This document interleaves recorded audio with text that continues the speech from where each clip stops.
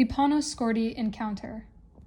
Hi, this is Panos here with Drake, and today we're going to look at the road to passing exams, failing exams, what it feels like, aspects to do with passing and failing exams. Welcome, Drake. Hi, how's it going, Panos? Happy to be Not too here. bad. It's a pleasure to have you. Can you tell us a little bit about your background? Yeah. So I went to UW-Milwaukee for actuarial science and economics in college. I had an internship at Harley-Davidson for a few years before I got some exams passed. And then I moved to Assurant Health, which is no longer in business, but that got me into the health side of things. So I primarily, for most of my career, I've been on working with individual supplemental products on the pricing side of things. So I worked at Assurant Health for a few years, and then they were bought out by National General, which National General is primarily a property and casualty company, but they were starting to get in the health space. So that's kind of where we came in when we were bought out, was to bring our expertise for the health side. So since then I've been working at National General. We just this year got bought out by Allstate. So I've kind of always worked at the same company, but kind of moving different companies as we've been bought out. So like I said, my primary expertise is in supplemental products. So dental insurance, accident insurance, limited medical, basically all those supplemental products with your either individual medical or group plan. So. Okay, so that's you've got a nice background, a nice varied background with Harley-Davidson in there as well. For most people, it's a really long, tough, hard road to pass the exams. And now you've come through the other side. Can you tell me, was it worth it? Yeah, for sure, I think it's easier once you've done it to look back and say, yeah, it was worth it. You know what I mean? Because you've already did it. So you know you can do it. I'm not quite done yet. I still am waiting on results for my final exam, my final FSA exam. But looking back, definitely worth it. I think just the job security you get with having the credentials in this field and being so difficult to get those credentials, I think they're very valuable. Obviously, the compensation that comes with it makes it worth it. And then the knowledge you gain along the way. So as much as exams feel like kind of something that you don't want to do, that's taking your time, you could be doing personal stuff and that, it does always keep you on your toes, and it keeps you learning things as you're in your career. So you get less stuck in a rut of just doing the same job. You're always thinking, and it gives you kind of a different perspective than what you see every day at work. So yeah, 100%, I feel like it's worth it. All right. Well, that's good to know. Do you think that you learn more from failure when it comes to the exams? Do you think you learn more from failure than success? I don't know if I would say that. I can't say that I ever failed the exam and said, oh, now I figured out what I was doing wrong. I think a lot of the times it's, obviously it takes a certain level of mathematical knowledge to pass these exams. But I think if you have that, I think a lot of it is just an hours game, getting the time. And I think that to me it's not learning the material, but it's getting the hours, and that's the hardest time. And putting your personal things aside, putting work aside when that becomes very pressing. But it's just an hours game. So a lot of the times when I failed exams, I would say in almost all cases, it was just a handful of times it was like I didn't even put in close to the amount of hours that I needed. So I kind of knew it was coming. And then there was a few times where I put in just enough hours and I kind of fell on the wrong side of that fence. I could have either gotten the 6, I could have gotten the 5, and I got the 5. And those were obviously much tougher to handle. But I can't say that I really came out of an exam and it was like, oh, I need to change the method of studying, or it was just, I got to put the hours in again and try to get a little bit better than I was last time at the material. So you mentioned that you have failed an exam before, and I've failed exams too. So there's no shame in that. Can I ask you how you felt when you failed your first exam? Yeah, so my first one I failed was MFE at the time. So it was my third exam.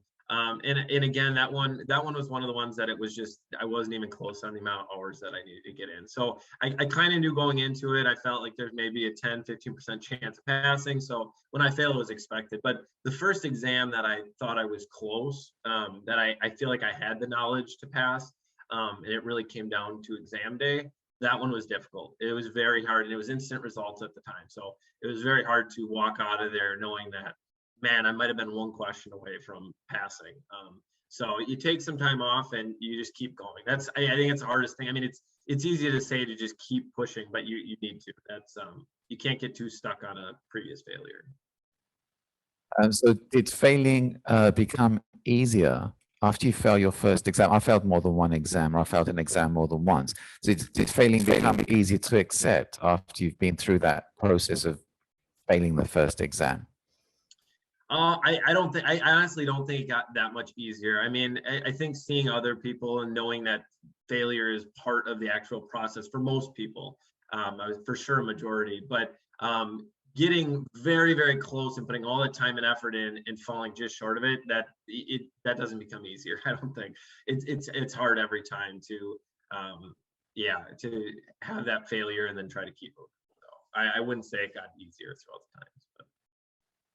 So after you failed an exam, did you find yourself studying differently? Did you change the ways you studied in any way? I generally didn't. I knew a lot of people who did, where they, I mean, they failed and said, okay, I'm going to try. I mean, a lot of times there's a memorizing aspect to some of the exams. They said, okay, I'm going to try a different way of memorizing the note cards or memorizing the different topics. I didn't. I always kind of stuck to trying to understand truly understand the material, and not. I feel like some people they study to understand the material, and some people study to pass the exam. And I feel like they're a little different. And I always took the route of studying to try to understand the material. And I think there was probably cases where I could have focused more on passing the exam, of just doing a lot of repetition of questions without truly understanding the material. And I might have probably passed them quicker. But for me, understanding the base material always made me more comfortable in the exam. So I didn't change my study method. Sometimes I'd focus on, what areas or what topics did I not have quite the grasp on that I needed. I always reviewed past exams to see what was the makeup of the exam, what topics were they tested on heavily, how did that change from in the last 2 to 3 exams. So I always tell people try to study smart. Look at the exams. If there's, if you always know you're gonna get 15 to 20 questions or whatever, 10 questions on a certain topic, make sure you know that topic. And I would say for most of the prelims, there was always at least one topic that I didn't even study. Usually small topics where it's like, they sometimes don't ask a question on it, sometimes they ask one. And that's where I think you study smart. There's no sense spending a bunch of time on that when there's other topics that you can really get good at and guarantee yourself that you're going to get most of them right.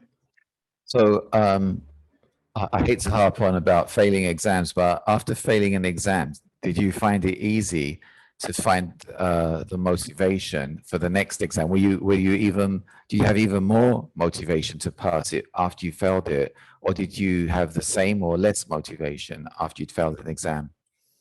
Yeah, I think I wouldn't say I had more motivation. Obviously, failing exam, it's a little bit hard to get back at. I think you always got to take a little bit of a break.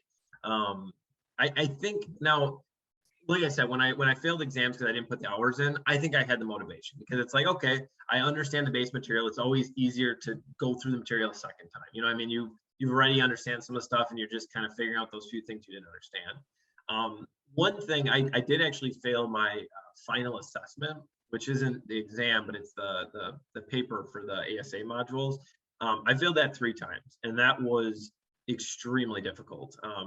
Mainly because I felt like with the exams, if I failed, I knew the topics I needed to focus on. I knew what I didn't know, and I knew what I needed to spend time on. But with the final assessment, I really didn't know what to change. That was the most difficult. So I think if I would have felt like that with any of the exams, I think it'd been really difficult, because as long as you have things you can work on and improve on, I think it's fine, because you know what you need to do to get to pass the next time. But with the final assessment, I really didn't know why I was failing, and that was very.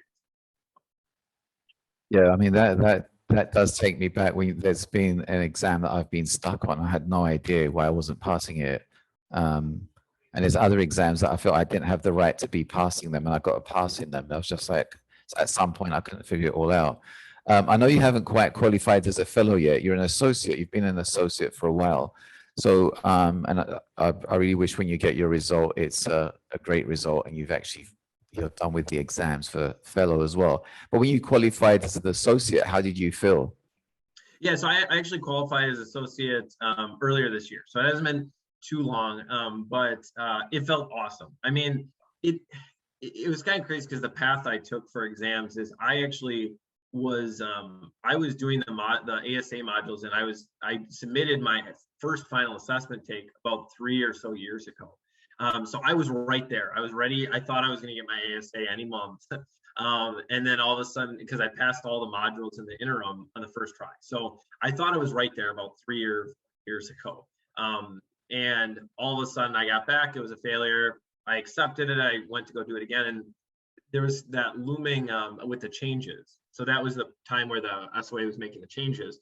And I knew there was a timeline, but I had a few years. So I knew there was a timeline before I would have to take another exam.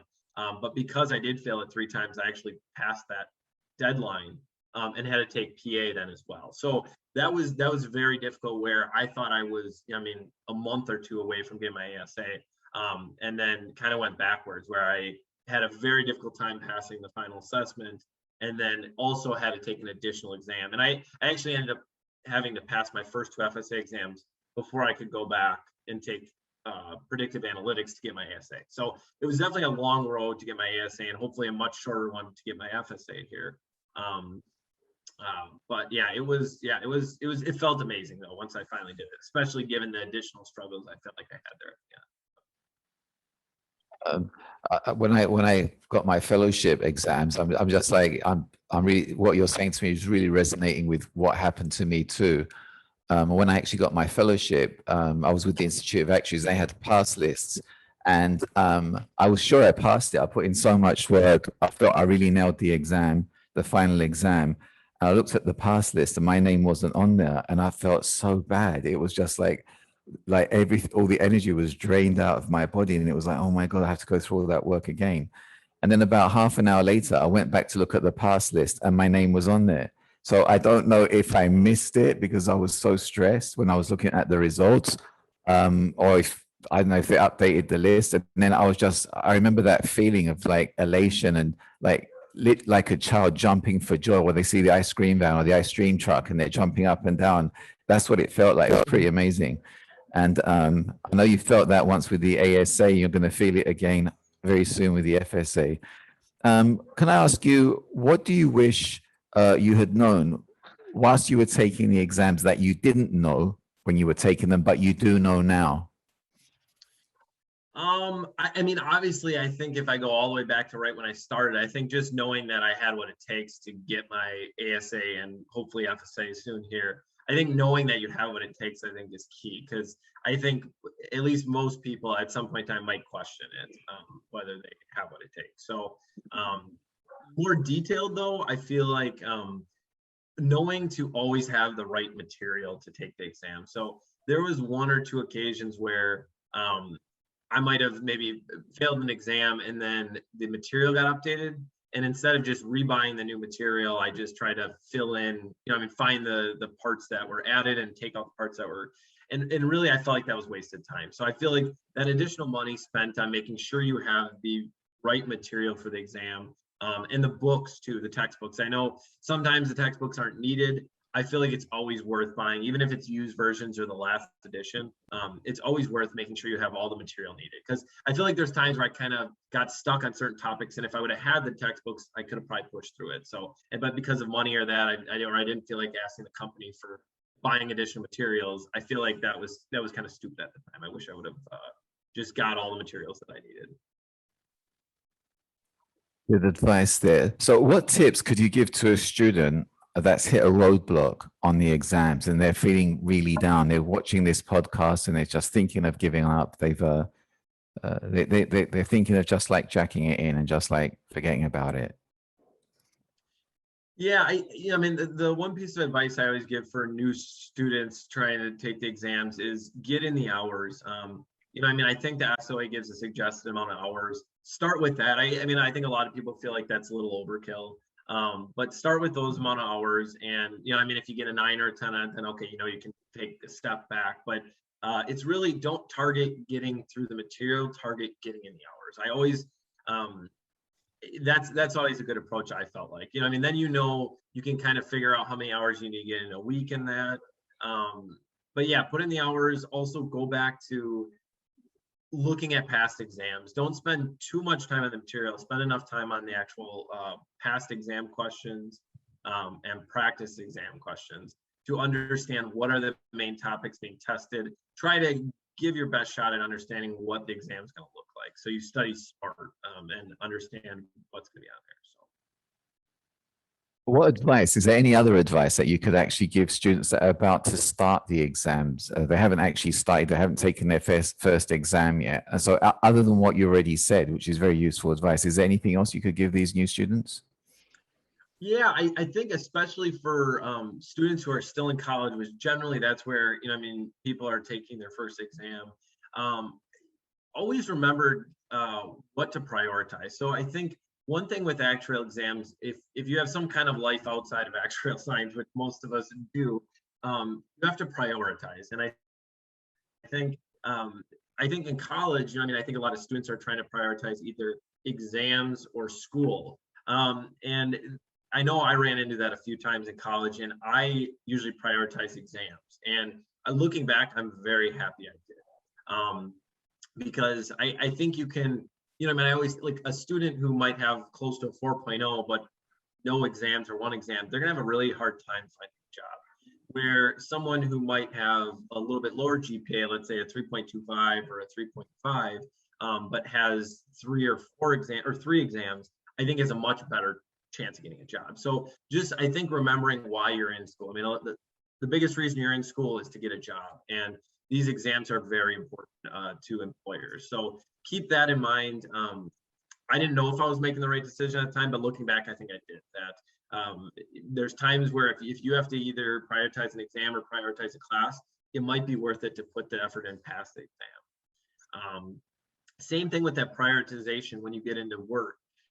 I think it flip-flops a little bit. So another thing that I felt like it did was there was times where I focused more on work than on exams. And that's always tough, I mean, which to focus on. But if you have a great learning opportunity where you can learn a lot, those don't always come around. Those, I mean, you can always take another exam, but aren't always going to have a shot at a great learning opportunity at a company. So I do think there are times where you should prioritize work for exams as well.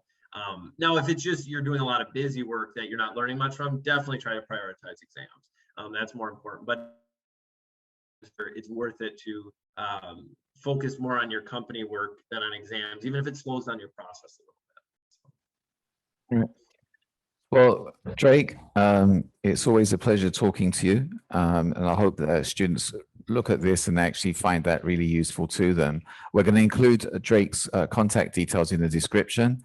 This is Panos Skordi on the Panos Skordi Encounter. Take care wherever you are. Okay. Thanks, Panos, for having me.